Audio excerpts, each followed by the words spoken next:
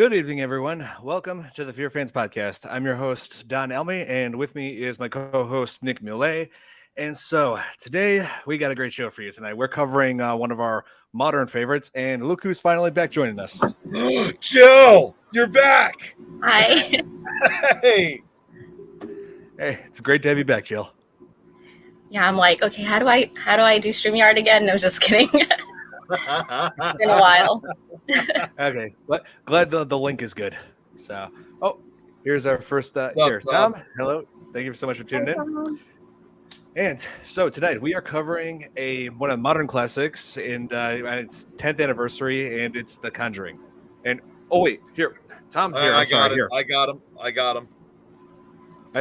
I'm sorry. I thought I sent the link already.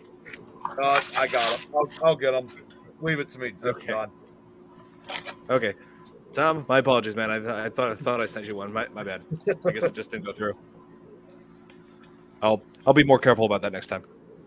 Hey, don't forget, he was probably doing an episode of This Is Tom's World while he was at it. Could have been. I still have to get my hat. Yeah. Tom's World. Yeah. Did you send it through, Nick? Yeah, I just did. Okay, excellent. All right, so Dom, you should be able to join us momentarily. Yeah, so tonight, this is the 10th anniversary. This film came out in July 2013, and this is the movie that when it hit theaters, everybody was talking about it, including my frat brothers, because I was in college at the time. It was the number one movie everybody had to see on the campus. Oh man. What's up, Brad? Yeah. 2013. That's 10 years ago. Yeah. Yep. Right. Oh man, 10 years, and this started several sequels and spin-offs such as the Annabelle series and the Nun. The second Nun movie coming out soon. Just in a few days. Oh yeah, this week. So because of that, I decided to take us back to where it all began. Yeah, I don't think so. It came out. I doubt that. Oh man. Yeah. So The Conjuring. This is the start of a series that focused on cases, based on the true cases of Ed and Lorraine Warren. Here, let me put their picture up. Who I've also met. I've met. Well, not Ed, but I've only met Lorraine. Yeah, I was about to say, I believe you met Lorraine Warren at least. Here. Which both of whom who've passed since then. Yep. Oh wait, that was you got on the StreamYard page. Here. Where did you meet them at? So at the time that I met Lorraine first, this was back in 2009, and there's if you could try to full screen that, Don. But anyways, when I met Lorraine in 2009, that was of course obviously that was a few years after Ed passed away. So, I didn't get to have the opportunity to meeting him, but Lorraine, who made her only appearance at the Chicago Paranormal Conference, I was able to talk to her for a couple minutes, was really able to get some really interesting, valuable information from her. But also, because this was 2000. What's up, Nikki? Even though this was 2009, this was when they were still coming out with a lot of the iPhones, which, at that time it costed like a fortune to get one. So you couldn't just take a picture on your phone like we can now. So we might have gotten a picture at one point, but it was on one of those old-fashioned cell phones. So sadly, because no one uses them anymore and there's no way to transfer them, the photo has kind of been lost, sadly. What's up, Jeremy? Jeremy, you remember Jill, right? Jeremy? Not. What? It's not supposed to know. Hi. Oh man. Oh, hey, DJ Evan, thank you so much for tuning in. Yeah, so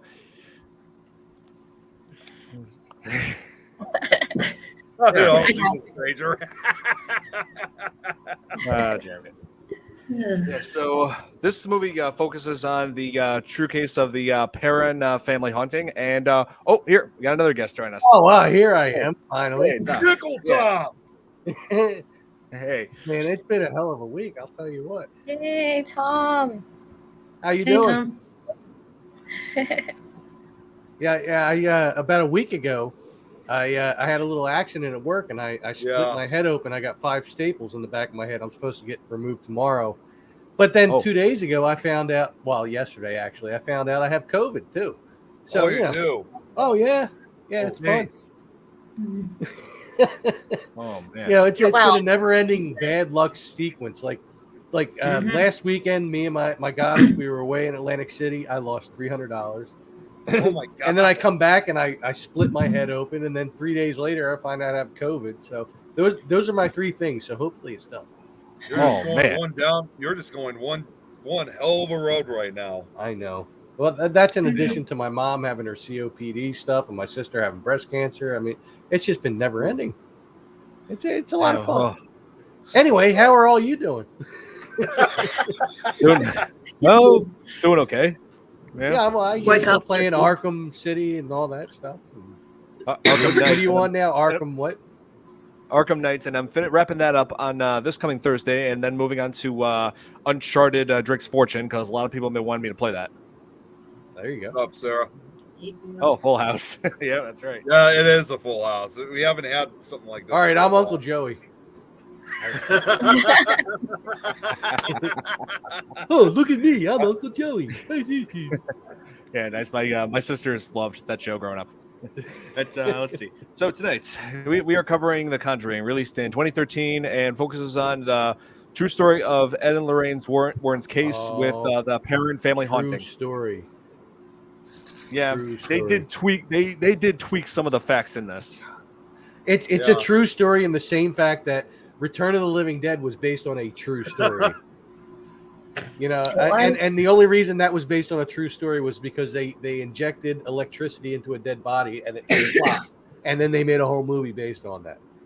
So that's why this is a true story. But I'm sorry, this was not Ed and Lorraine's real story. No, I refuse to believe it. It's to be honest with you, because I've seen it for myself. In fact, I think probably one of the best covers of the actual true story was that it was featured on an episode of Paranormal Witness where they interviewed the majority of the parent family, and you'll notice very quickly that the story, while there are some things that were kind of legitimate to the film, it's a very different story, and it as hell did not have a happy ending to it. And it was not taking place in America either. It was in England, wasn't it? No, that's The Conjuring 2. That was that in too? Enfield. Oh, that was in Enfield. The first one is in Rhode Island. Oh, okay. That's right. Well, I mean, and in the beginning of the movie, they talked about Annabelle, and they showed the doll, which is far from the original. And the original doll, as we all know, was a Raggedy Ann doll. Yep. It was there. I mean, you could see it. You can go there to this day and see. Right, exactly. Yep. So they just made it look real scary for the movie factor, but so this is the one for the movie, and this is the real one. It's the real Annabelle is actually a supposedly possessed a Raggedy Ann doll. Yeah, I did an episode of Annabelle on my show a couple months back, and surprisingly, for such a notorious story, it's a relatively short one. It's not that long of a story. I mean, like when I did an episode on Annabelle, it probably didn't even last for a full hour. It's a real short because it didn't last for very long. I mean, she's still said to move within the glass case and stuff like that, and people have video footage of it being real. And so, do I believe it? No. Well, Nick, I will say this, Nick. As far as like people, I've seen like internet searches saying how much the Annabelle doll will be worth, and I'm like, you guys, it's like you people would seriously want to have possession of that doll, would want it in your home. Well, I'll tell you right now, the closest thing I ever want for as far as having an Annabelle is this. There are only 2 people that I know in the world that would want that Annabelle doll. One would be Kenny Biddle. God, I knew you were going to bring him up. The other one would be Dom Santasero. Outside of that, I don't think I know of anybody that would want that doll in their house. But the 2 of them, yeah, definitely. Yeah, well, here's the thing. They've been now moving Annabelle like in her glass case to Paracons and stuff. Like for the Warrens Paracon they have in Connecticut. Yeah. Yeah, that's where they have all their things. Like, I mean, they kind of briefly touch on that in the beginning of the movie. Where they're going through with, what is he, a cop or something like that in the beginning, and he's saying, so these are all things that you have from your investigations and stuff. And It was a reporter. It was, a it reporter. was a reporter, Okay. yeah. It was an investigative journalist. But I mean that's kind of the equivalency of Kenny Biddle at this point, really. Tell that to Zach Bagans. Oh God, don't even bring up Zach Bagans. Yeah, I know.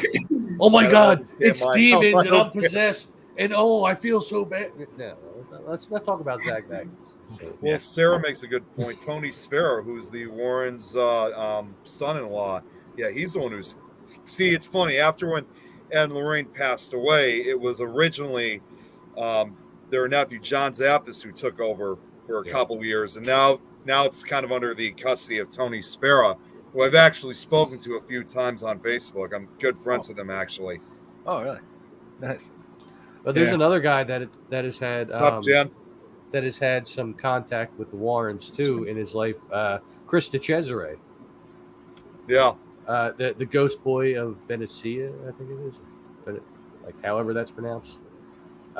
He actually met Ed and Lorraine at some convention, and when he went up to the stage to meet him, Lorraine was like, "No, you need to go away right now," because if you don't know who Chris DeCesare is, look him up. He has had some strange experiences in his life, like through his college life and stuff like that, and even her, she was like, "No, you need to go away now," because he was very connected to some evil stuff, man. And like as for this movie goes, there are some things that, as far as accuracy, this movie is questionable to say the least. As far as that, because I think they tweet some stories about as far as the evil spirit in this film, Bathsheba Sherman. I've done research on her and also research on the supposed relative that Lorraine in this movie said, Marytown Esty. There was some truth to that character. Marytown Esty was a witch who was hung in the Salem trials. That part was accurate. And as far as Bathsheba goes, I mean, obviously she was a real person in life, but it sounded like to me, from what I've done with my research, was that she was never basically like a real witch as they portrayed her. And they also believe that in spite the supposed murder that she committed on her own child, from what I've heard, for the most part, that never really, even though she was suspected, but she never really was arrested and charged with murder on her own kid. So there's also kind of a lack of, in other words, even back in the 1800s, there was no evidence to support at all the least bit that she was ever responsible for this young infant's murder or any murder whatsoever. And she probably never played hide and clap either. I'm just saying. I imagine not. Yeah. Actually, it wasn't her that was playing hide and clap. It was a spirit of a victim named Rory, a little boy who was killed by his mother while his mother was being possessed by Bathsheba. Yeah, so that's the thing. Bathsheba was depicted in this as a sinister poltergeist who was basically continuing what she had been doing in life, was like killing children to heighten her status in the eyes of Satan. And she did this by possessing any mother who was like on the land that she originally owned, like this farmland that the parent family lives in now. She would possess the parent, kill the youngest child, and then make the woman kill herself. So, yeah. Now that's not to say, however, although Bathsheba is portrayed obviously the wrong way, that doesn't mean in the real case that that the real parent family encountered true negative entities. It wasn't Bathsheba. There were some other entities in that house that were far worse than what Bathsheba was. And some of the things that the parent family, they still to this day refuse to talk about some things because it was so bad, so traumatic, and it even got to a physical level, like bad, really bad. And one of the worst things about this movie, or like about watching the movie, is I can't help but think of Office Space the entire time I'm watching it. Because what's his name? Ron Livingston. Mm-hmm. That was the main character in Office Space, and he's like the dad in this movie. And every time I see him, even though he's got the longer hair, I just can't help but think of that dude from Office Space the entire time. Oh, here. DJ Evans C says James Wan did a great job doing this movie, and that's a fact. Yes, he did. He did a great job with this movie because he had prior experience with horror films. He wrote and directed Saw, and he was a producer for the rest of them. And he also did Insidious, and let's see. And he frequently worked with the man with Patrick Wilson, who played Ed Warren in these movies. Like, hang on, one other role that I do know him from. Let me, in fact, let me share this picture here. Present. While you're doing that, I'm going to say, I mean, it is a good movie. It's just that all the facts in this film are not accurate. Here, we just Inception. There's another feature, Don, where you could just share it to the actual page. Like there's actually a button that you can That's not press him. to share it to the page. Yeah, this is him. Patrick That's Wilson. him? Yep, he Yeah, it's played him. a villain. Yep, he played a villain role in Aquaman. He played Or in that. He looks weird, like his face is being pulled or something. I know. I'm pretty sure they tweaked it with digitally. Yes. So that's Like, like, it's one. It's the hair. The ponytail is pulled so hard that it's just pulling on his face. Yeah, I know. And, Oh yes. Looks like he's defaked. It's defaked. but I have He- seen he- him in other deep movies, faked. though. He- Other she- than that, Yeah, she means Deep deep faked. Yes. yeah. Patrick Wilson also was Stephen King in the tall. Oh yeah, in the Tall Grass. That's right. Yeah, he was in that. It was on Netflix. I remember that. Yeah, I mean, he was in a ton of movies and shows Oh, yeah. over time. Oh yeah, I'm just saying the one that stands out most for me, aside from the Conjuring movies, was when he was in Aquaman, that villain role. And speaking of cast, Vera Farmiga plays the role of Lorraine Warren. Oh yeah, And- The House on Haunted Hill. yeah, House on Haunted Hill, and also Nick. Here's one movie that you do need to see. Hang on, Well, I know that- some. Well, while you're looking that up, I thought of something else that she's been in. here. Bates Hotel. Yep, Bates Motel. I knew you were going to say that. Yep, I seen her in Yep. Bates Yep. Motel as well. I know Oh, her. Oh, the Yep, one that she played played- Lorraine. She played Kate in Orphan back in 2009, and that movie had a crazy plot twist that which alone made it worth seeing. I thought you were talking about the chick that played the mom for a second. Like she was in The House on Haunted Hill. Yep, I think. and she also played Norma Bates in Bates Motel. Bates Motel. Yes, and let's see. Oh yeah, Norman. Yes, and let's see. One of the younger actresses is also very familiar to me, named Joey King. Now, and speaking of which, I just saw a news update. I think she just got married. Yeah. So, and Is it a chick named Joe? yeah, Joey. Yes. Oh, Sarah makes a good point here too. Let's not forget this too. Lorraine Warren herself makes a brief appearance in the film, showing the college lecture as an Easter egg. Really? Oh. You never saw it? I don't see- recall that. So during the lecture, like when Patrick Wilson is giving that speech, and as the camera pans over to the wife, there's an old woman sitting in front of her, like I think 2 rows in front. That's Lorraine Warren. Wow, that must not have been that long before she passed. It was, I think, what was it like? No, it was a couple years because Lorraine Warren passed away in 2019. She was That's right. 91, I think. And Let's see. Ed was a bit younger. He was. He died 15 years before or something like that. Yeah, he Yeah, died in 2006. 2006 at Yeah. the age of, I think it was 84.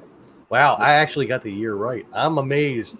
And that Yeah. was just like I just pulled that right out of my butt when I said 15 years. So, I wanted to add this, maybe this real quick. Joey King, who I just, one of the youngest actresses in this. I've seen her in previously in this movie called Quarantine. She'll Yeah. need some chocolate. Chocolate Yeah. shake. Yeah, she played Brianna in Quarantine, that somewhat decent remake of Wreck, one of my all-time favorite horror films. And then she was known for playing bit parts like this one, where she played Talia, a young Talia al Ghul in The Dark Knight Rises. And then The Dark Knight Rises. and then she played the voice of Wait, China Girl from with Oz Great and Powerful. I don't have a and- cup. And Nick, one of our least favorite horror films, Slender Man, where she played Ren. Oh, yeah. And funny enough, my dad, when you mentioned one of the movies that she was in just 2 nights ago, my dad was watching The Dark Knight. I don't Rises. have a cup, but I have a Cheez-It bucket. Oh, yeah. The Dark Knight Rises. And I correct myself on the deaths of Ed and Lorraine. Actually, Ed, he was 79 when he passed, and Lorraine was 92. So, And Nick, I wanted to mention this real quick. Yeah, that movie Slender Man. Yeah, great movie to see in theaters, right? Yeah. Oh, don't even remind me, Don. Yeah, no. I'm going to tell you all right now, for the record, Slenderman was the worst horror film I ever saw in a theater, and I would have walked out of there if I wasn't there with friends. It was Because only About good Midnight just Man. because of the actor. It was I only would have good just still because walked the out of actor. there. I would have left my friends in there and walked out. hey, I'm an honorable man. I don't leave my friends behind. No, I leave no man behind. What about Midnight Man? Oh man. So I want to ask each one of you. When did you guys see The Conjuring in theaters when it came out, or did you wait until it came out on? Yeah, No, I did I not. did. Oh, I you watched did? it on cable. Oh, yeah. I just wish I did. bought my own copy when it came out. No, it wasn't. I was going to say, I thought you and I saw. No, it was someone else I went to go see at that time. Oh, see, he's cheating on you. Oh my god. I saw the Just first saying. Conjuring in theater and the Nun, the first one in theater. Ugh, So The did Nun. we. Don, The Nun- Don, you were there for that one, I know. I'm sorry, The Nun wasn't that great. Yeah, it was decent at best. I mean, I was not scared at all through the entire movie. Like this movie gave me a little bit more of a scare than The Nun did, and that's to say a lot because like movies have to have a lot to scare me. Oh, I mean, I've been watching horror movies my entire life. I mean, I can like before any of you were born, I actually saw the original Nightmare on Elm Street in theaters with my grandparents. And I had nightmares that entire night that Freddy was like coming out of the china closet at me and stuff like that. But this, I don't know. The Nun didn't do. Oh, yeah. Annabelle's all right. At least the first one was all right. Yeah. The rest of them were a little bit better. Well, The third- because I knew the original Annabelle was the Raggedy Ann doll. That Yeah. movie like kind of was like null and void for it. It's like, Oh, yeah. nah. You're In just my making it opinion, I look think scarier for that factor. Oh, In Leon. my opinion, I think the third Annabelle film in the trilogy was probably the best because it actually kind of gave like some origins. And there was actually some people like myself personally that really enjoyed the ending of the third Annabelle film. And some people actually thought that should have how the entire franchise, believe it or not, should have ended because it ended on a well note, in a good way. But as far as the other ones, wasn't really too crazy on I'll them. tell you what. The only way I would have liked the Annabelle films is if they paired her up with Chucky. That would have made it better. Or maybe Megan. Megan. Maybe. Or Megan, well, there you go. Yeah. Oh, here, Leon, I wanted to address this. Leon should do an episode of focusing on Alien. Yes, I would love to do that because Alien is my all-time favorite horror film. I'm just trying to pick the right time for it. Yeah, but it will happen a little bit further down the road. I Yeah, promise. not the Spaceballs parody where the guy comes out and goes, "Hello, my baby. Hello, my baby." it was the same actor though, John Hurt. That's the Yeah, it joke. was. It most definitely was. Yeah, that's the Up, joke. Clark. Only he Hey, wasn't a fuck. robot. He wasn't an android in the Spaceballs thing. No, He was actually eating food and stuff like that. right. You know, one other thing I think that's also worth bringing up since we're talking about this, and I don't know if I've even told you guys this, Don, I don't even know if you know. What? You know, I've actually met at least a few of the parent family members, right? Oh, did you?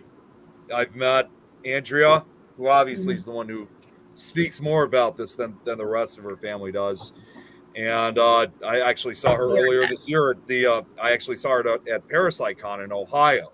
So she knows me really well. And then I've also met her dad, Roger. So the stories that they've always been talking about, it's amazing how even half a century later, Jill, Andrea, you're up. she gets a most. Whoa, what's that, Nikki?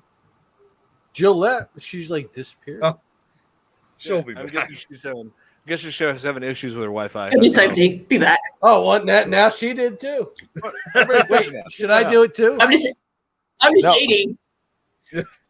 Okay. Hey, come on, man. So, but no, the here. stories that they've often told, even half a century later, it's still very emotional for her to talk about. It's certainly a story you never really forgot. Yeah. You're meeting with her next week, Sarah? Wow. Is there just out of curiosity, is it a Paracon or some kind of event? I know she recently wrote a few books the true story behind it. Is it like some book signing, or I'm kind of curious how she's meeting her. Yeah. I don't know. Oh, okay. Okay. Next week is 10-year anniversary of the Conjuring movie. Actually, it's already passed, I believe, in It's July. already passed. Yeah, it came out in July. Oh, it's the Ocean State Paracon. I've heard about that one. Yeah. Oh, welcome back, Jill.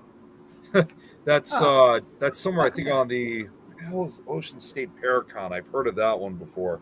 We missed you. We thought you just left us and just said the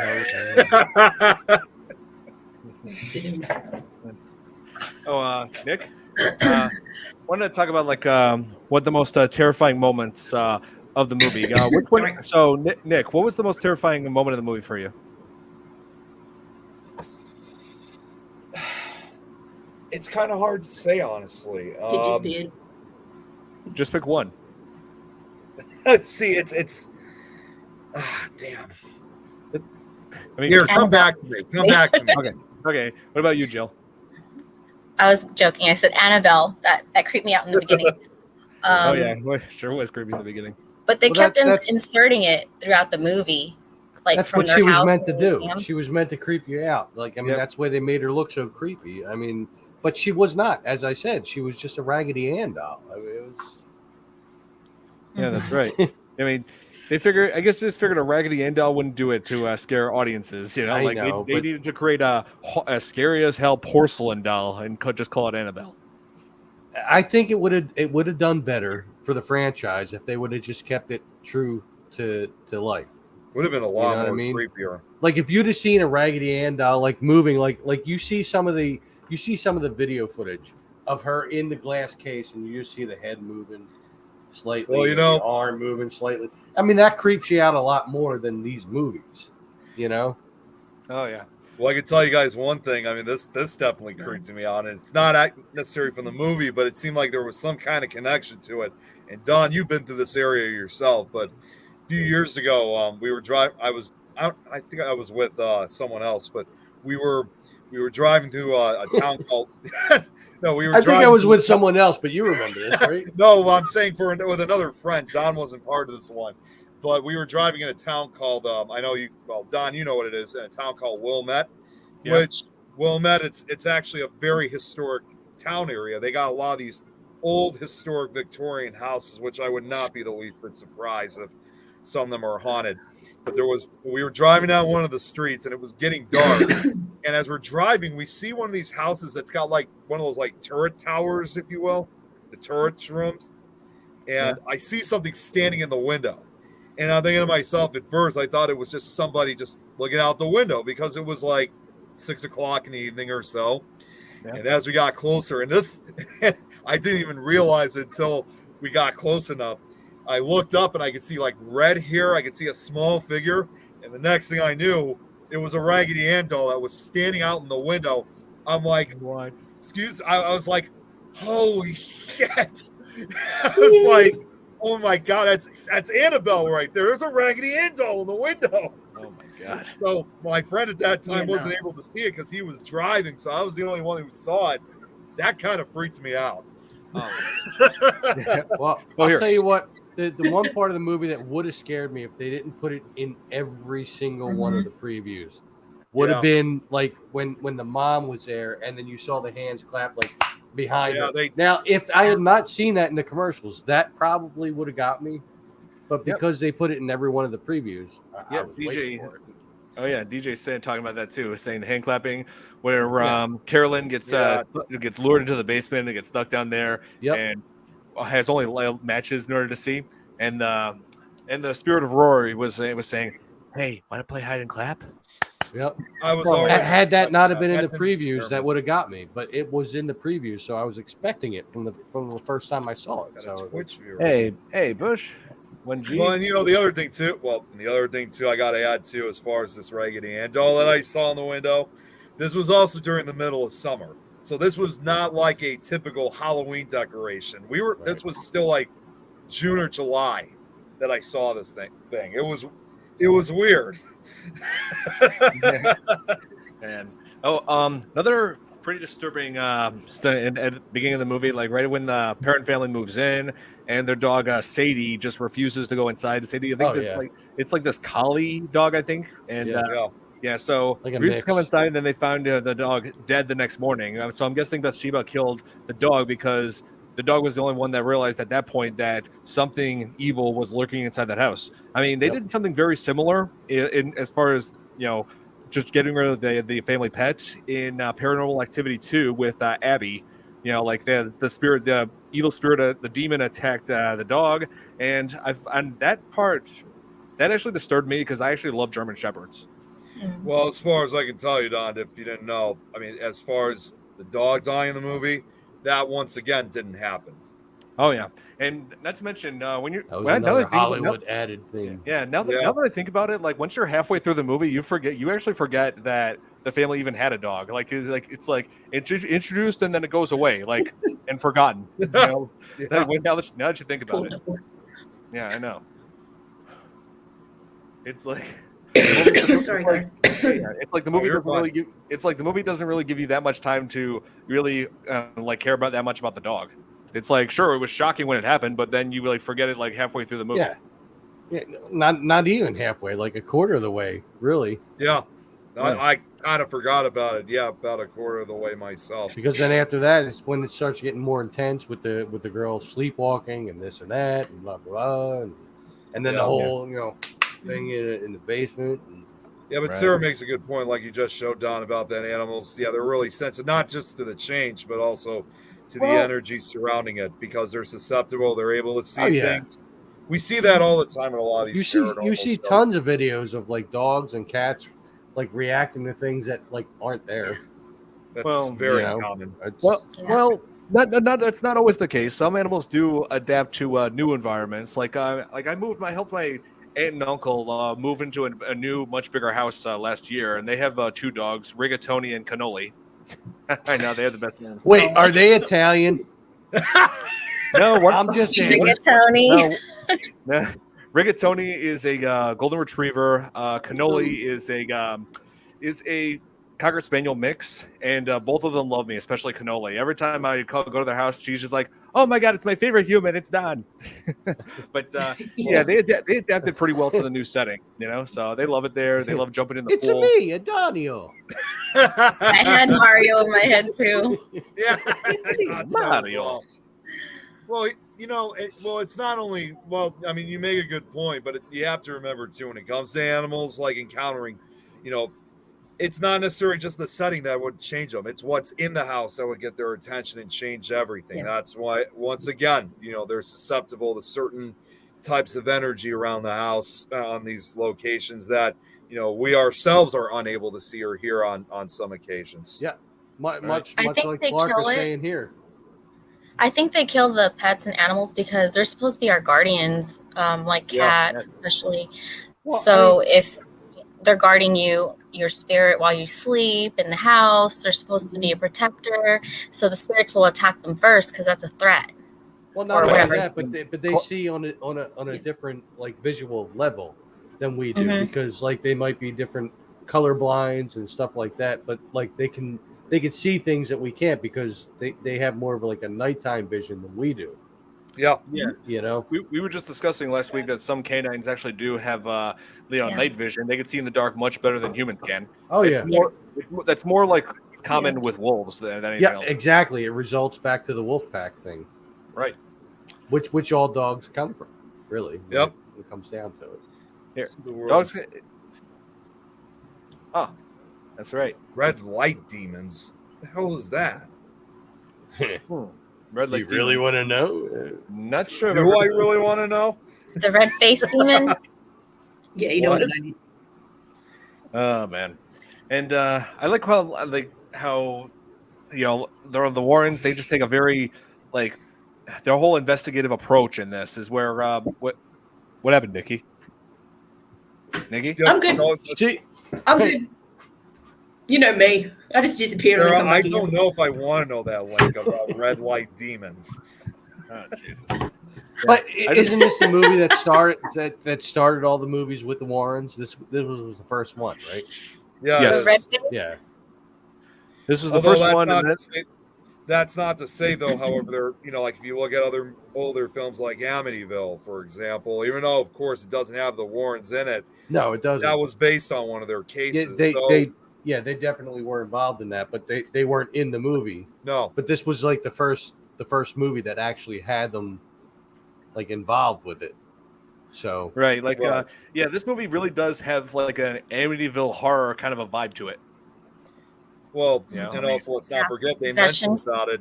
They mentioned about the very end, too. Yeah. only they don't have like a leading role that has like a really big beard. So, well, here's the thing, and some people have been asking, if they're going to be making more Conjuring movies, why are they not including Amityville in this case?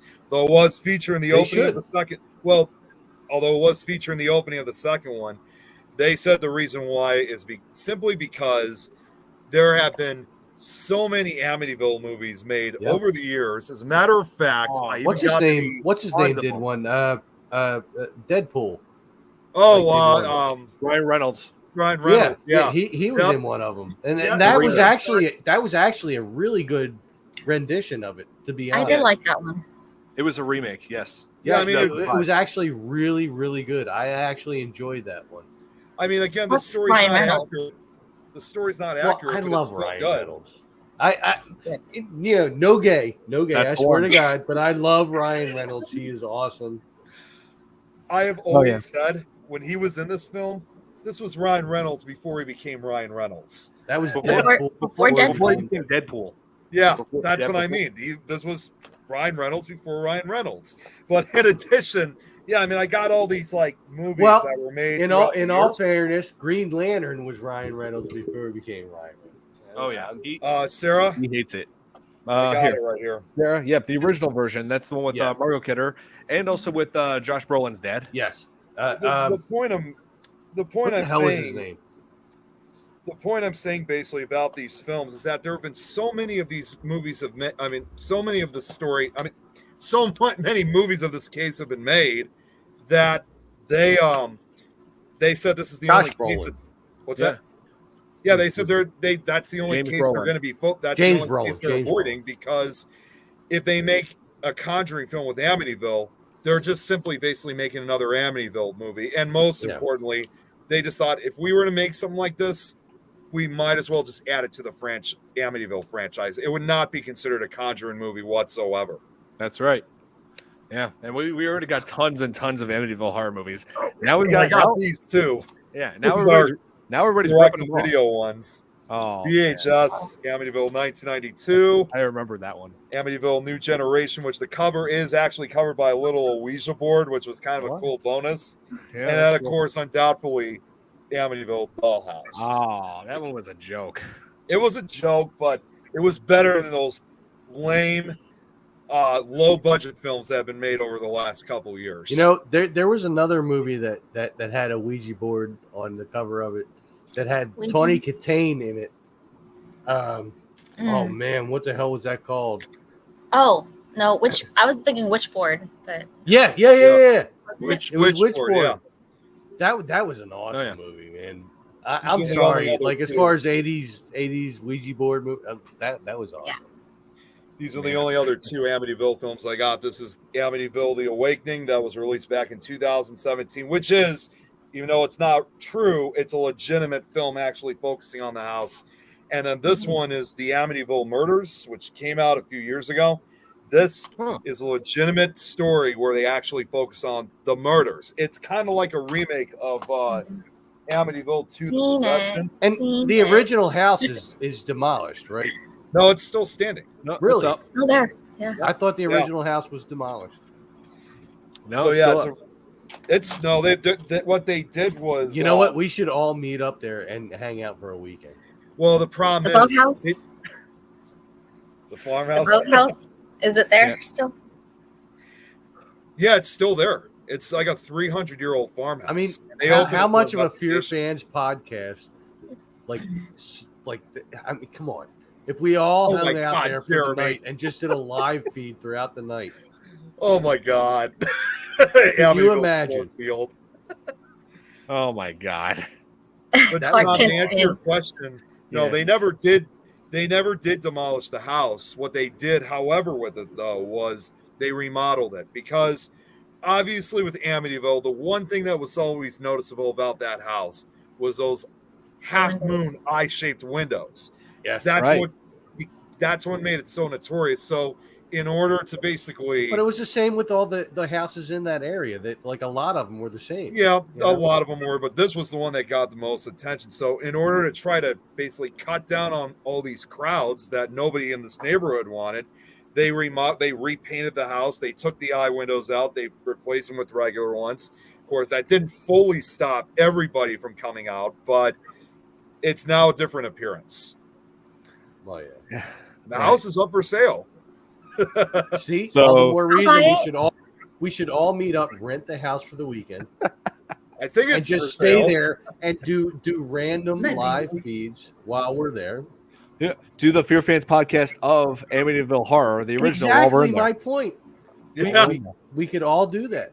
I mean, why And not? film a horror film there too at the same time, Yep. saying An it's real. actual legitimate Amityville. film. And then every one of us could like film our video feeds for our individual YouTube channels and stuff. You know, this is Tom's World. Yeah, Yeah. I was There gonna you say. Nice. I'm just saying. Yeah. Great idea. Good idea. If we can make it They're work. trampling over the bridge. Maybe we'll- Tourists keep transpulling the begonias.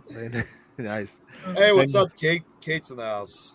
Oh, Kate. Hey, good to see you. Well, Thank hi, you so much for Kate. watching. I don't know you, but hi.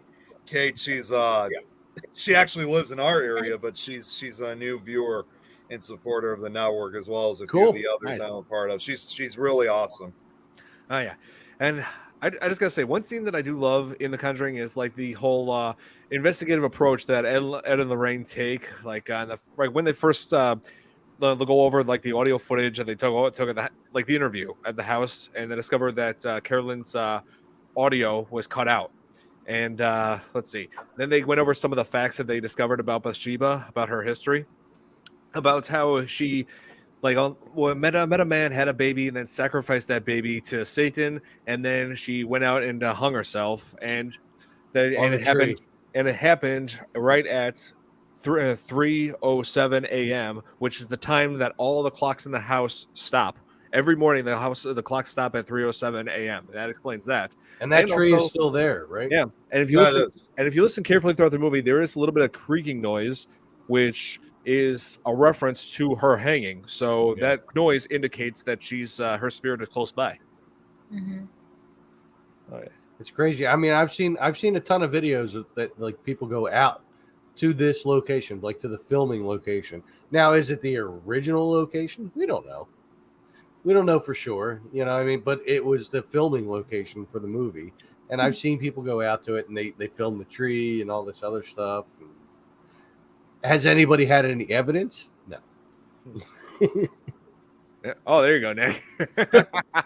Since we were talking about, I thought I'd change it. And I've actually used this previously for my show, Nick Files, when I did the Amityville case, which is still to this day regarded because a lot of people really liked how I covered it. It's regarded as one of the best episodes. It was a 3-part episode that I covered Amityville, because what I actually did with the Amityville case was that I basically told the story as how it was told in the book and the film at first, like supposedly all of the paranormal activity that went on. Then, well, no, wait, let me take that back. No, I started off with the DeFeo family, talked about them. Part 2 was talking about the Lutz family. And then part 3 was to basically, kind of cut to the chase and, tell what really happened in that house. Like, what were the facts? What was not true? So it was definitely it was really well received. So I'm definitely glad If Thank you're God I going to covered change that yours, I'm going to change mine. Yeah. Oh, there you go. There you This go. is There you Tom's go. World. Sweet. And and also I just like how they give Ed and Lorraine give certain explanations as to the things that were happening inside the house. There was not just the cold chills, but also the just terrible smell that was flowing through the house, like someone had died. The rancid smell was apparently a sign of a demonic presence, and also there was knocking 3 times, knocking 3 times in a row at nights, and which is supposed to be an insult to the Holy Trinity, Father, Son, Holy Spirit. But yeah, speaking of Holy Trinity, Nick, I actually am wearing what? Hold on a second. Mabel's downstairs. I'll be back in a second. Oh, that dog. Ah, But yeah, I actually am technically wearing three crosses, because of the Holy Trinity, Father, Son, Holy Spirit. I got this cross here that I wear around my neck, and 2 crosses that are on my ring. Nice. Yep. And on this are Bible quotes saying, "Fear not, for I am with you. Be strong and courageous." That's what it says on the ring. Oh, and it spins. And we just lost Nikki. all right. Whenever I watch one of these horror movies with like possessions or anything like that, I wear my cross and I actually hold it sometimes when it like touches too close to feeling real, like the idea of it. Man. Because I think that's what's more scary versus like slasher films is possessions or anything demonic or anything like that, because that's like this really unknown territory that you don't want to mess with, whether you believe in it or not. It's like, it doesn't care if you believe in it. No. Oh, man. Tom. I'm Pickle Rick. Hey, Nick. Hey, Nick. I'm Pickle Rick. Nice. Oh my God, you got the Pickle Rick background. Okay, hang on a second. I need to zoom in on that at least once. Hey, Morty, I'm Pickle Rick. Oh, Rick, I don't know what to do. Hey, listen, Morty, you don't got to be such a little. I'm not going to curse. Okay. Still one of my favorite episodes. Yeah. Oh, yeah. I mean, Oh, wait. how can it not? Damn it, Morty! You know what? Sorry. A lot of I horror films got are to based get on I got to get my Rick Sanchez in on every episode. I got you. Yeah, you have to. That's like a requirement. Yeah, right. And I don't know, Rick. Oh, I don't want to do something now. Wait, what? All right. Not sure what he means by that. But don't know. okay. I don't know, Rick. Eat pickles. Yeah. Yeah. Oh, Nick, there's also the very sensitive issue as far as when working against demons. This film also explores Nick. He just says, just ignore me. Okay. Yeah, this film also focuses on the issue of demonic possession and also exorcism, which we have seen. There are a lot of true cases of people performing exorcisms, and it can be a very dangerous task. I know, I've witnessed it, and it's not pretty. Oh yeah, because like they even say in the movie, which is a true fact, that an exorcism is not it's not that simple to have done, because not only do you need like an expert in that, but also you need authorization from the highest authority, which is the Vatican. And that's basically the guys that I was with did not do. We were only supposed to be going in for just to sage the house. That's it. We were not supposed to be doing an exorcism whatsoever, because even I knew when they started performing this, I knew that this was not right at all. I honestly, really, to this day, should have stopped them before they proceeded with that. I should have told them, guys, So I would have told them, guys, I was like, guys, we got to stop. We're not authorized to do this. I'm not trying to basically say we got to abandon this, and not saying that at all. It's just, we can't be performing this stuff. We're not even trained for it. Mm-hmm. And then So also too, one other thing that's certainly important to bring up is that when someone does perform an exorcism on someone, some of you guys have already heard me say this before in other shows, but when an exorcism is performed, it's extremely painful for the person who's possessed, or even worse, it can actually be fatal. So, and the exorcism that I witnessed, which was on this kid who was probably about like 20 years old, I think basically knowing that his life was at risk, I think that actually scared me more than the actual exorcism and possession itself, because I came to that realization that if he didn't survive by the end of this wouldn't just be on us. This would go for the family too. We all could have ended up getting arrested and go to prison for murder, because it's such a controversial, ritual to perform. So, and that you see that a lot on several cases with murder trials. Yeah. So yeah, I was worried that we could have ended up going to prison for murder. So Nick, you're confessing on here that you're an accessory to an unauthorized exorcism. I've already talked about it on other shows before. This is not the first. Okay. I just did that. And no, I'm not an accessory. I was only a witness to it. I did not actually take part in it. Okay. I'm trying to make things clear. Mm-hmm. As well. Oh yeah, that's right. They're in danger as well when they're involved in an exorcism. Let's see. Oh yeah, that's right. Here, it's a deliverance. Exorcism requires permission from the bishop. Yes. Yeah. Straight from the Vatican. Yes, that's true. Those are all titles of horror films too. The Deliverance, The Exorcist. Watch out for that dueling banjo music if you hear it. Yeah, Burt Reynolds. Yeah, Burt Reynolds. Did you guys see The Pope's Exorcist yet? I'm going to. I think it just came on a stream service. I got to look for it. Mm-hmm. Yeah, I've been I think trying Netflix. Sarah's like, she hears that all the time in the South. Well, I went to school in Kentucky, and I may have heard it once or twice. No, you got to be further down deep South to hear that. I think it's on Netflix. I think you're right. I think somebody did mention that it was going to be on Netflix.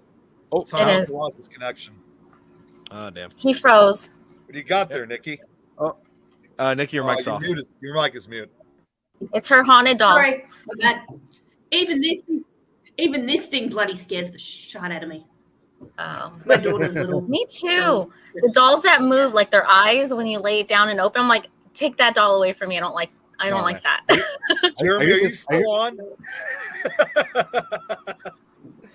Wow. You might have Nikki might have a new doll buddy for Lucy.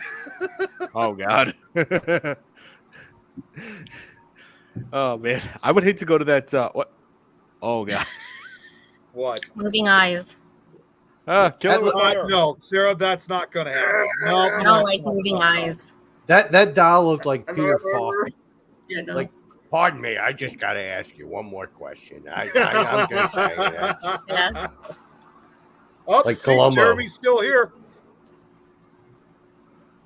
Sorry, I ducked out for a second. Jeremy, did you see the doll yet, or I don't know if he hasn't? Show the doll again on camera if you're able to, Nikki.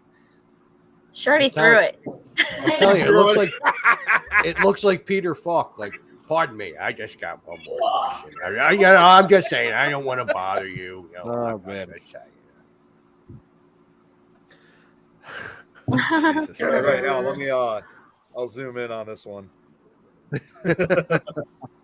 Oh yeah, It's like kind of cute. Yeah, no.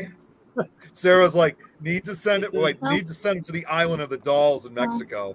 oh, I was just about to talk about that. Wasn't there a movie that was recently made on Island of the Dolls, or was there a documentary Yeah. or something? I'm not sure. Well, this guy's worse.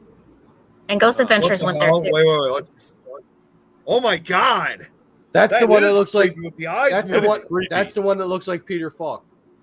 Oh, that is Pardon me. I just got to ask you one more question. I'm just saying. I don't want to bother you too much. I'm just saying. like I said, this is the closest thing I ever want to having a doll inside my home. That looks like the tiki doll from the Brady Bunch thing when they were in Hawaii. Yeah. Well, this is from a company called Geek Tikis, where they make these cups out of like all these pop culture figures, and this was a gift. I didn't actually buy this.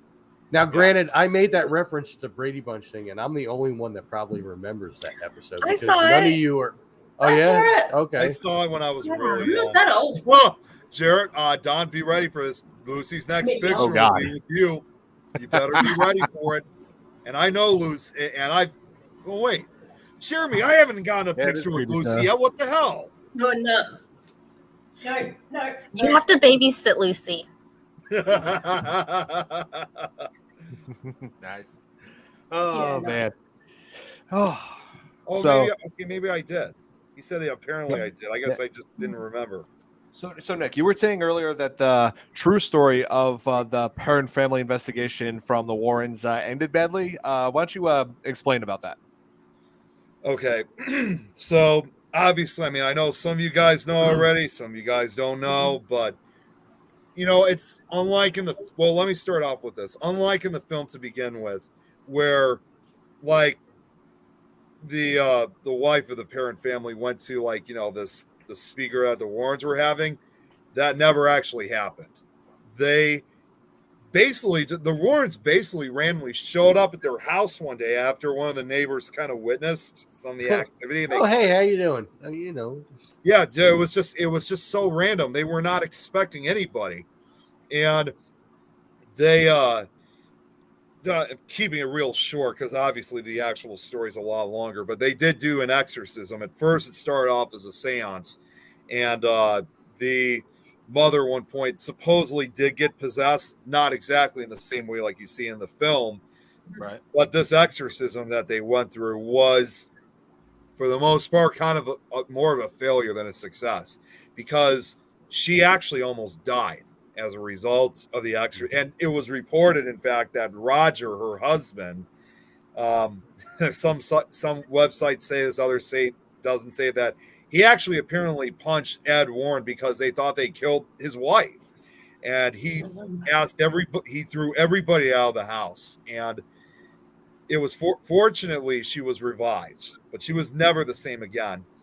And also too, again, you kind of really have to watch the not only just the show that I did on the presentation I've done on the real case, but you also got to watch the paranormal witness episode on the real case as well, because it turned out, and I never knew this until I watched until I saw the episode, that apparently they actually filmed the entire event. In spite of that, because I know some people are probably going to ask, where can we find this footage? Is there any place we can find it? Unfortunately, no copy of the footage is known to exist, or if really just the only copy that was ever made, because it was said that the footage was destroyed during the seance / brutal exorcism. So no copy of it, no surviving images of this footage exists anymore. So it was destroyed as quickly as it was filmed.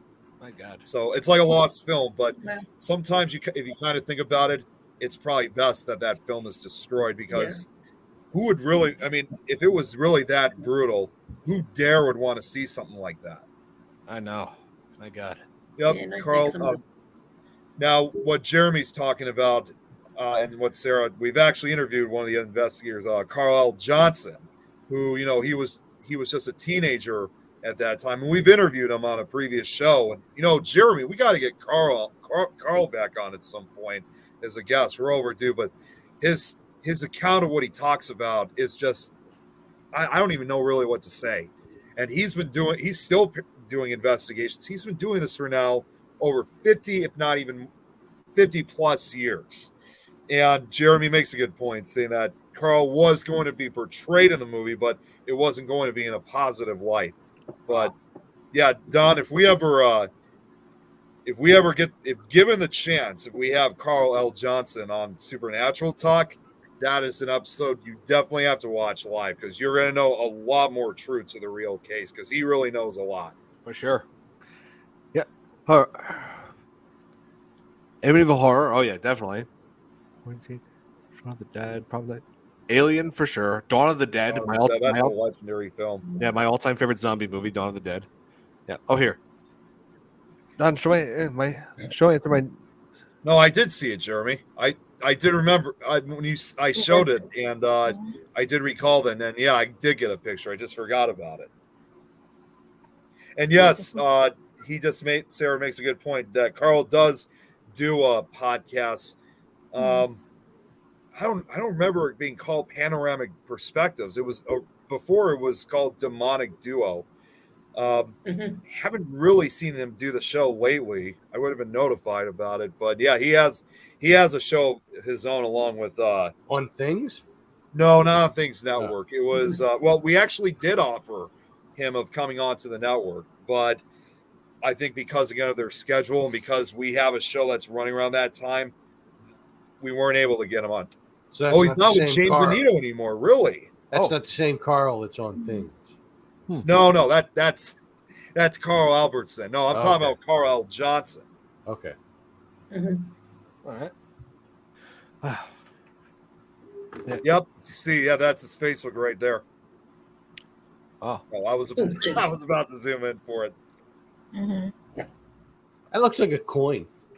I know what that face does. It does look like a coin.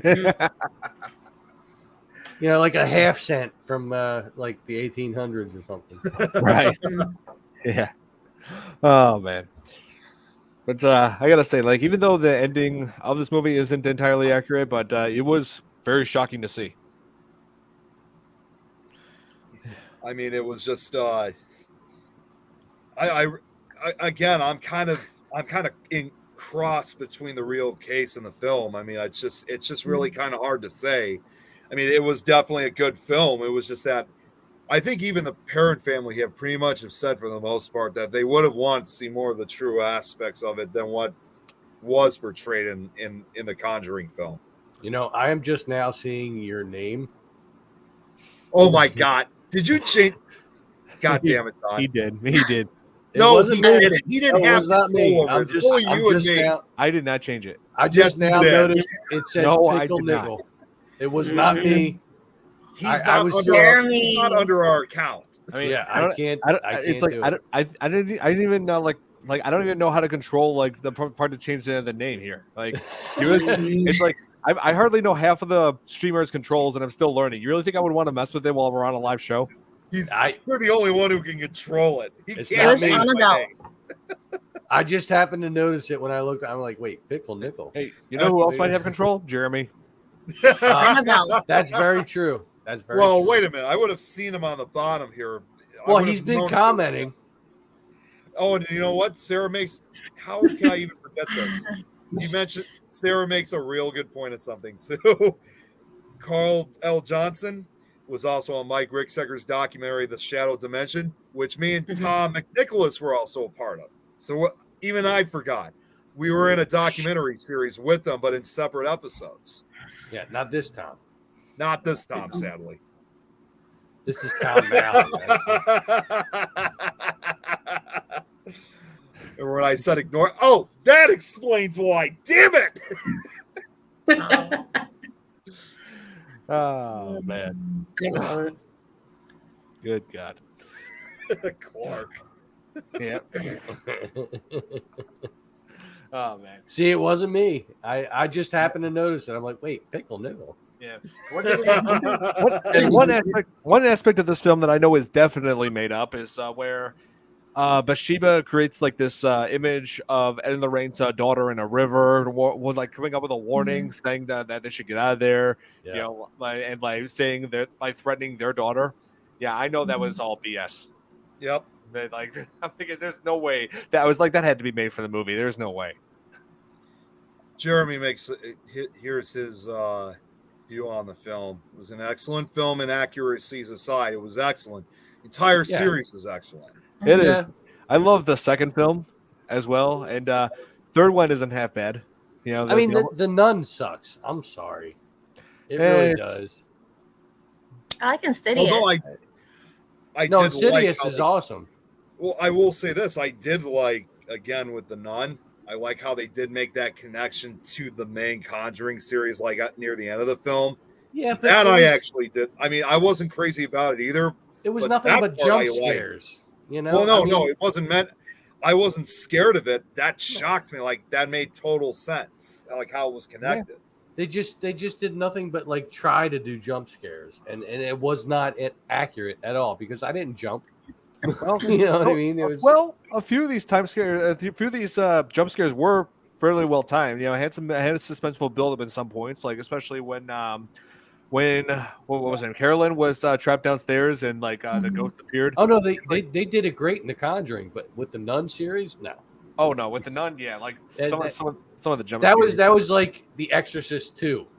It was about as scary as that. Oh, You no. know, Exorcist 2 is way worse than anything in the Conjuring universe. Oh, Way let me worse. have dreams where I'm flying and you know.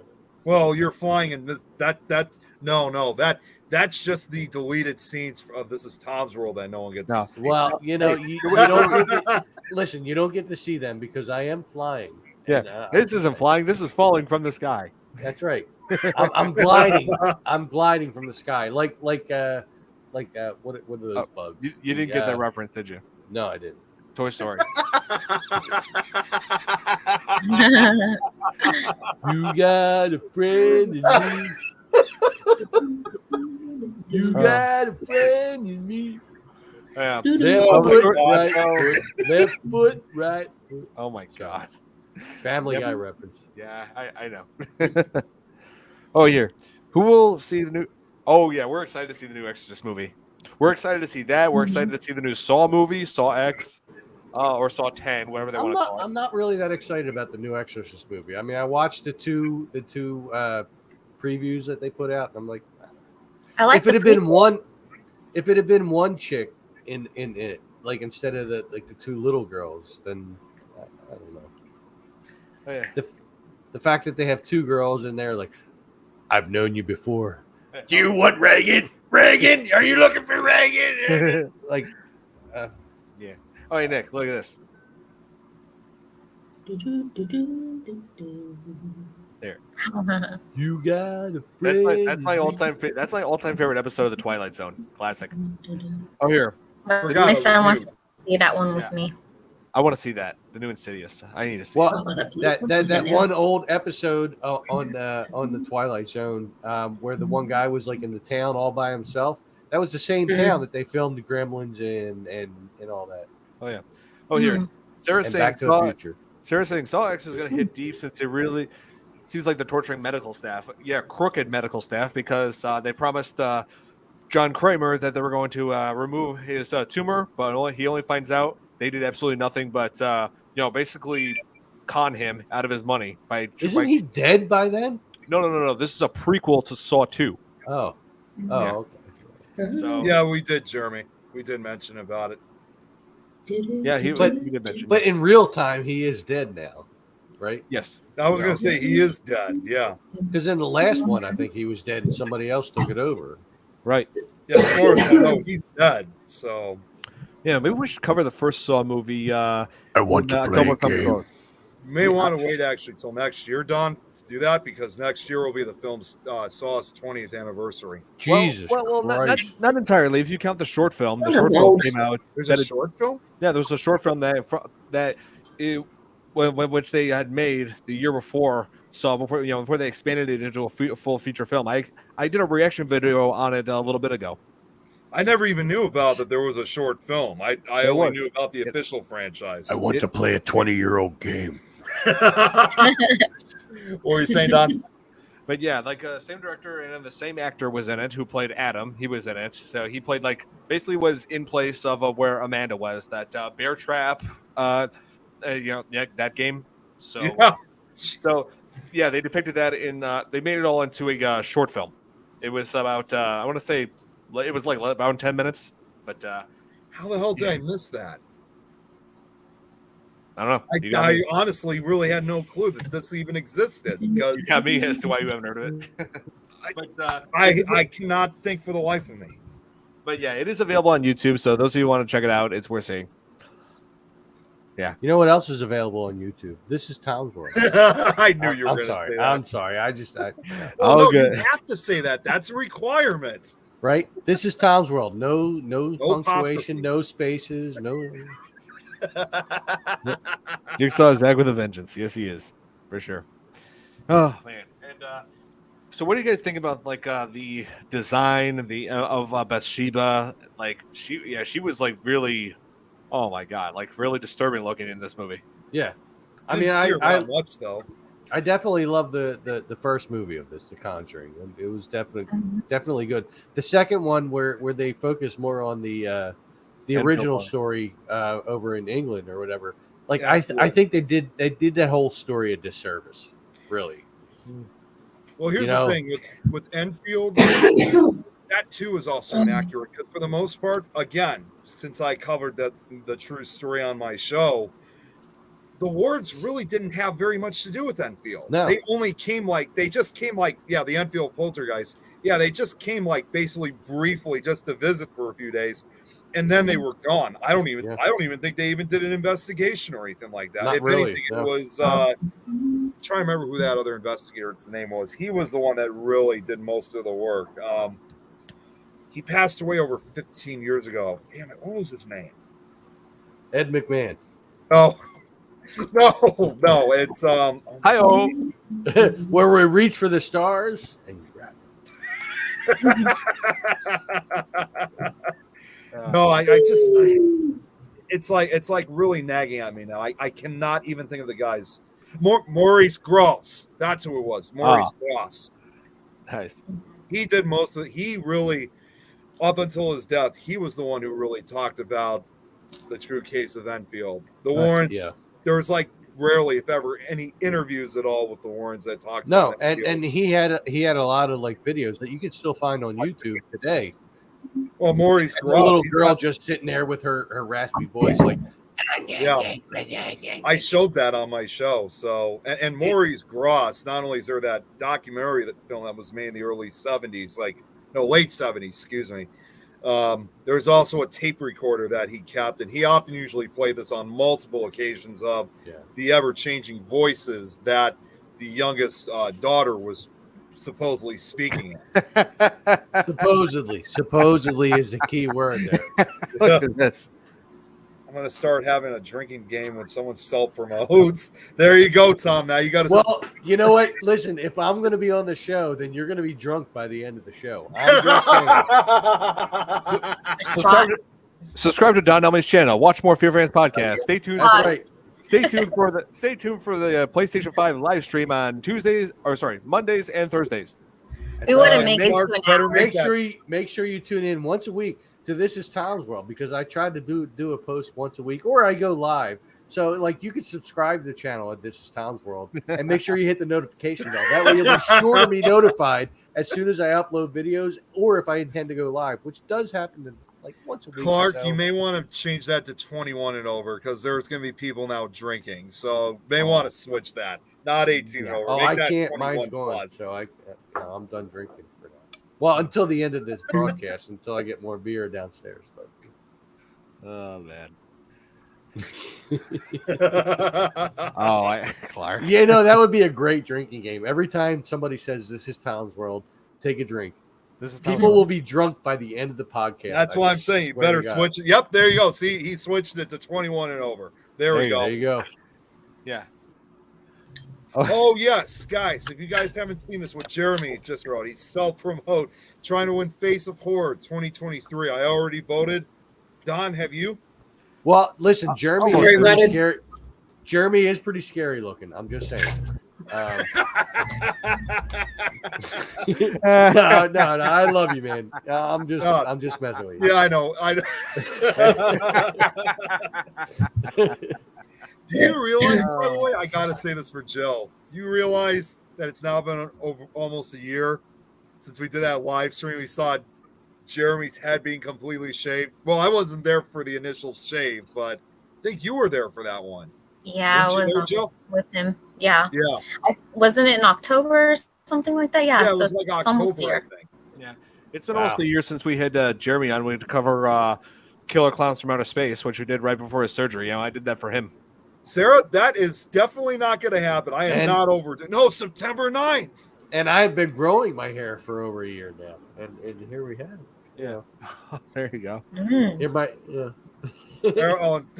Tom, Jeremy was responding back to what he said. He is scary looking. That's why he's trying to win. Oh, here.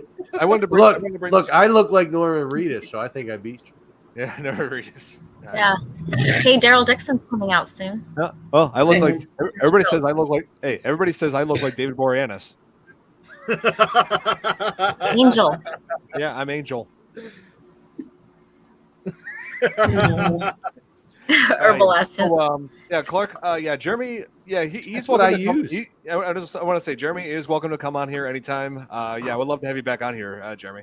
Listen, come on right now. Yeah, come on now if you want. Supernatural. Yeah, he can come on whenever he wants. I gotta say this. Come on, Eileen. Oh, I swear now, Eileen.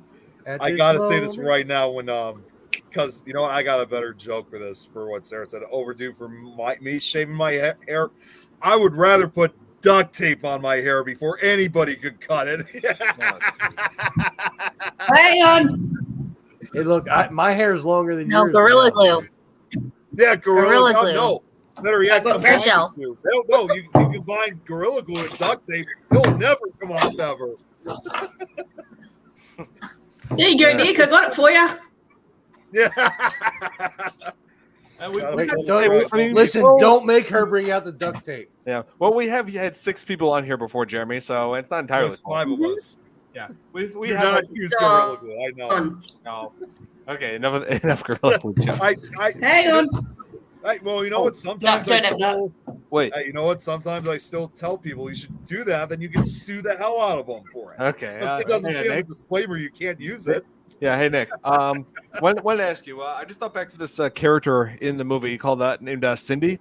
There was like one of the issues with the character who was like who was sleepwalking, and isn't there what is with that? Like they're saying you can't wake a sleepwalker, or like what is that? What happens then? They say they're gonna die. They'll die in their dream. Oh, so Freddy Krueger's taking control of them, like in Nightmare 3. Okay. I don't know. Number Maybe it has 3. to do with Number like a heart 3. attack or something.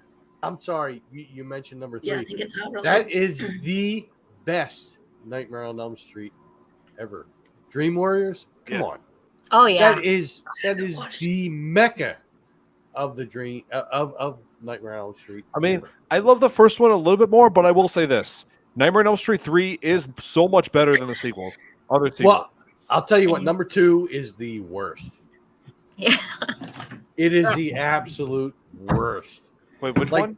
Number 2, like Nightmare on Elm Street 2, where he comes out of Jesse's body. You got the body, I got the brains. Yeah, bullshit. That movie sucked. Yeah, they intended to like give it a homoerotic sort of a theme to it. Yeah, no, I didn't like that at all. Yeah. I mean, but Nightmare on Elm Street 3, Dream Warriors, that was the mecca. Oh yeah, well, Nightmare on Elm Street 2 was just decent for what it was at its time, but Nightmare on Elm Street 3 is the best sequel out of all of them, no doubt. Welcome to prime time, bitch. Sleepwalkers beat you up in your sleep as well. Oops, sorry. I'm around my street. Nice. Some sequels are the worst, yes, such as Amityville Horror sequels. A lot of them are terrible. Yeah. Oh yeah. Except the one with Ryan Reynolds. That was yeah. bad. Well, we established that. Well, that's not a sequel. It's a remake. But well, yeah. Yeah. The Howling had all kinds of terrible sequels, like we've said before on this show. Yeah. So let's see.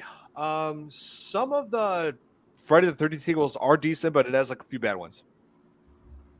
Well, like 3. Was that 3 or 2? 2 or 3? Friday the 13th. Yeah, it had some bad sequels. Yeah. Well, and Halloween, the one without Michael Myers. Oh, Season of the Witch. Yeah, I'm sorry. Count. Yeah, that was a totally different movie. It had nothing to do with the franchise. I hated 5 and 6. Halloween 5 and 6. Well, you know, don't forget too. I mean, happy Halloween. Well, you have to remember too, by the way, like when they did. I mean, and I know we probably said this before. Exactly. Happy Halloween. Like, yeah, no. God. We need to man, you guys are killing me, damn it. Now Sarah's saying we need to rewrite the scripts of the bad sequels. That actually sounded more like Gizmo from Gremlins. Yeah. What I was going to say, by the way, if you guys don't remember, I mean, I know we've talked about this. When they did Halloween 3, obviously they were trying to make it a franchise. I mean, it's going to be a anthology series. That's what I was trying to do. Yeah, but they were nothing without Michael. They actually did say, had the third one been a success, they said what would eventually become Halloween 4, they would have changed the theme again because if you kind of look at the first two movies, like it was obviously a slasher film, and then when you get to Halloween 3, it was like a mad scientist kind of witchcraft sort of movie. So the fourth one probably would have been a ghost story next. And what the hell was that one actor's name that was in it? That was in oh Jesus Christ.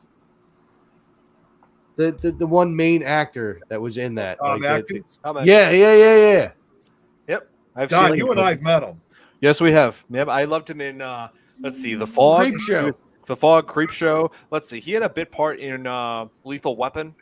He was also in the remake, believe it. I know it's not good, but he was in the remake of My Bloody Valentine. Yeah. Oh, just lost Nikki. Lost Nikki. Yeah. Hi, Don. Am I late already? Oh, well, we're down to the last 10 minutes. Yeah. He's trying to do his best Gizmo impression. Okay, Howie Mandel. Donald Pleasance. Wait, I don't know what Jeremy's trying to say about that. Donald Pleasance. Oh, yeah. I guess he's saying he likes Donald Pleasance from Halloween. Yeah. Dr. Loomis. Yeah. And then there were 4. Yep. And then there was just us. Yes, that's right. And then it's just you and your world. Yep. That's right. This is Tom's World, by the way. So go check that out. YouTube.com/This is Tom's World. You know now listen, wait, everybody has to take a shot right now because I just said that. I'm taking I had a a better milkshake idea. shot. You know what we need to do, by the way, is we gotta like make like a banner or something, and then like say like number of times this is Tom's World's been mentioned, and we put that up. There was actually a show that used to do something like that when they used to say the F word on their show all the time. So we're gonna have to start making that a reality. Anytime Tom mentions it, it's like, okay, this is how much he's been saying it so far. Right? Nick, Jade, and Tom, are you looking forward to seeing The Nun 2? Yep. I'll give it a chance. I mean, I'm not thinking it's going to be anywhere as good as I'm not thinking it's going to be better than the first Nun movie. I'm not sure if it's going to be on par with the Conjuring or its sequels, but I'm sorry, the first one sucked. I'm just saying. I'm giving it a chance. I'm willing to try. I mean, you're talking to a guy that's like old school horror, you know. I remember like the 80s B movies and stuff like that I've watched my entire life. This one sucked. I'm sorry. Like they tried to put jump scares in there. It didn't make me jump. I'm sorry. And that's what most horror movies are anymore. Like they're trying to insert jump scares, and that's their scary movies. No, it's not about that. It's about the long-term story of the movie. Right. You know what I mean? Like like just having that. See, like I bored her by talking about this. Is what happened. I drink protein said, you know what? The hell with this. Yeah. Well, I drink body armor. I'm drinking that more than ever now. I don't drink any of that stuff. Yeah, we're not going to talk about what you drink, Nick.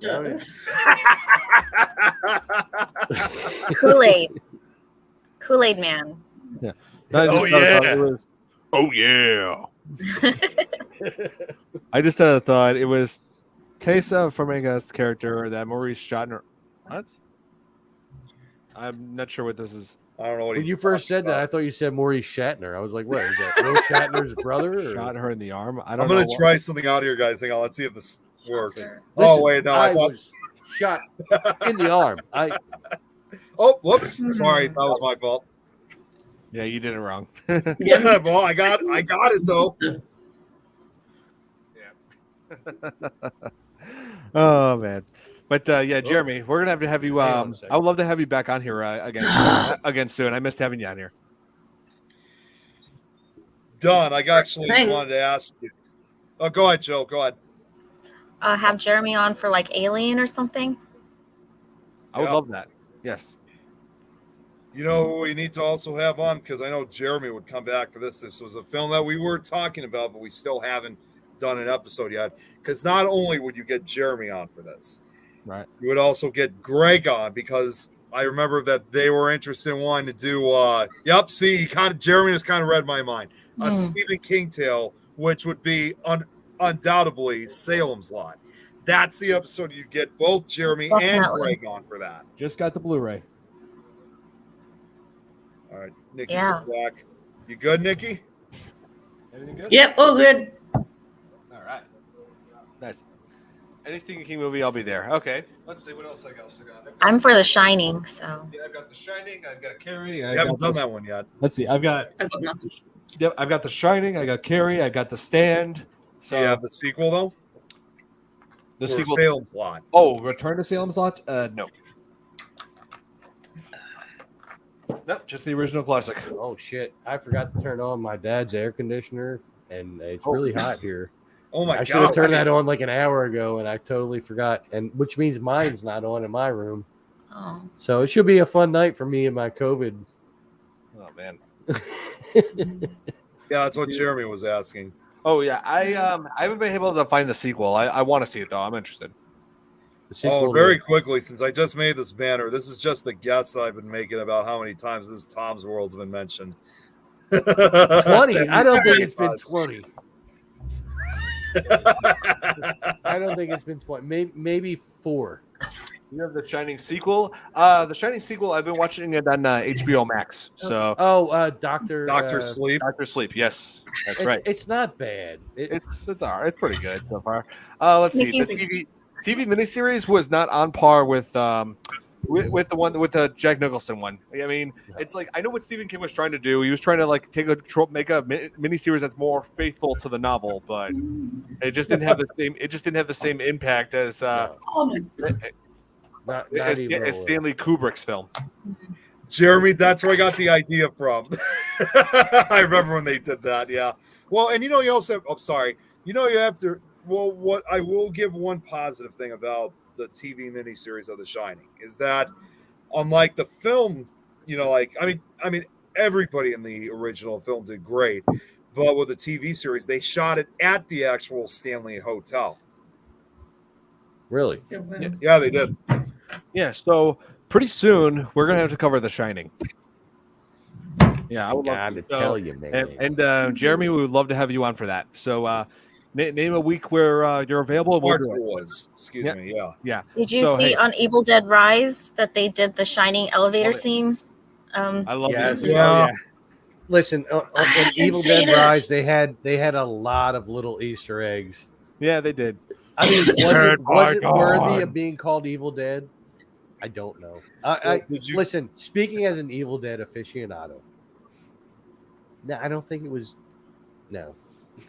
Well, I mean, it was a great movie. Don't get me wrong; it was awesome. I loved it. I watched it. I loved it.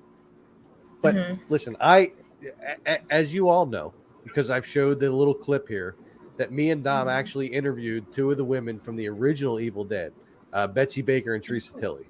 Oh yeah, it was a great time, and I love the original movie, and I love Evil Dead 2 and Army of Darkness. Awesome. And then the whole series of Ash versus the Evil Dead was awesome. Was this movie or the other movie that when they redid it, 2013 one? Yeah, what was that worthy of being called Evil Dead? No. I'm sorry. Well, what about the ending, the hidden ending after the credits? What well, about in the 2013 one where Bruce Campbell was there, he's like groovy. Yeah. All right. Yeah, that was the best part of the movie. To be honest. I knew you were going to say that. Yes, I knew, Billy. I knew about that. And then in the new one that they made, they had no reference to him outside of little hidden Easter eggs. If you didn't watch the other ones, you wouldn't know. Well, actually, like the shotgun and the saw and the chainsaw. Yeah. Well, let me tell you something, Tom. Did you know? And Don, I told you about this later after we saw it. Did you know that the that whole entire records when they're using the vinyls and that voice is speaking like when they're playing it, that's actually Bruce Campbell uncredited. Really? Yeah. That sounded like the original recording. Some way. Yeah, think about it. They had to include him in some way. They described him as oh my god, how do they describe him in the they gave him like a nickname in this case, like they called him something Ash. It sounded like the original recording from the original movie. It was, but it was actually Bruce Campbell. I think they slowed down his voice. It was like Kanda, like all that stuff. Like it sounded like the original recording. Okay, so yeah, here's what. It says along with his voice. Oh, wait a minute. Let's see, I'm just trying to find. I'm looking up right now. Bruce Campbell. Hey Nick, we're out of time, man. Yeah. See, we'll have to talk about it later, but Yeah. Yeah, we'll have to get back into that another We'll time. talk about it later. We'll talk about it another time then. But All right. So- very quickly, I just want to give the announcements real quick.